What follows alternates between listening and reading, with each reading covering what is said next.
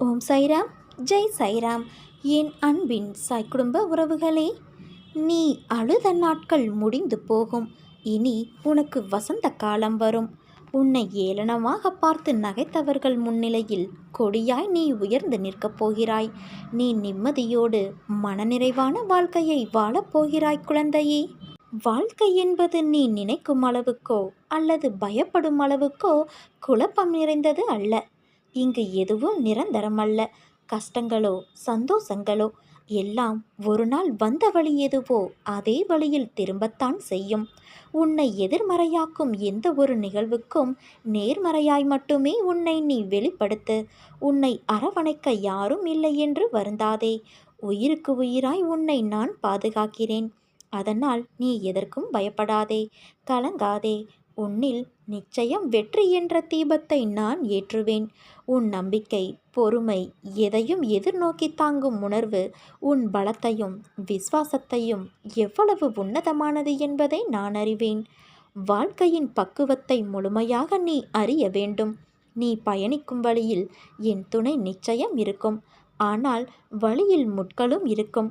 நீ என்னதான் கவனமாக பார்த்து பார்த்து நடந்தாலும் சில முட்கள் உன்னை காயப்படுத்தும். காயம் வலியை உண்டாக்கும். ஆனால் அந்த வலியை நீ தூக்கி எறிந்து தொடர்ந்து நடைபோட்டு பயணித்தால் இறுதியில் உன் கால்கள் மலர்கள் நிறைந்த செம்மையான பாதையில் பயணிக்கும். சகல சௌபாக்கியமும் பெற்று சீரும் சிறப்புமாய் நீ வாழ்வாய். உன் வேண்டுதல்கள் எல்லாம் பலிக்கும். உனக்கு எல்லா சூழ்நிலைகளிலும் நான் துணை நிற்பேன். அதனால் நீ கவலை கொள்ளாதே குழந்தையே. நம்பிக்கையோடு செயல்படு. நீ எடுக்கும் எல்லா முயற்சிகளிலும் உனக்கு வெற்றி நிச்சயம். என் வார்த்தைகள் மீது நம்பிக்கை வைத்து செயல்படு. கவலைப்படாதே என் தங்கமே, வருத்தப்படாதே.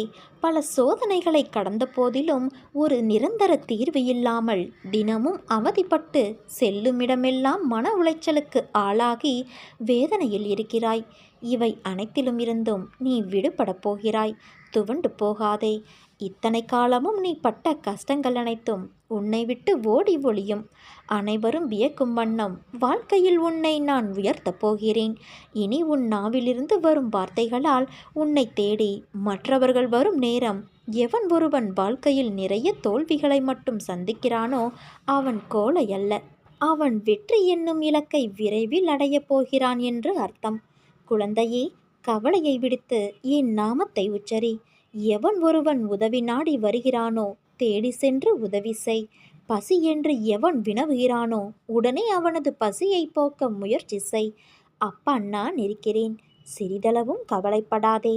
என்னை சரணாகதியடைந்தால் நான் உன்னை பாதுகாப்பேன். நீ நம்பிக்கையோடு இரு. நல்லதே நடக்கும். சாயிருக்க பயமேன்.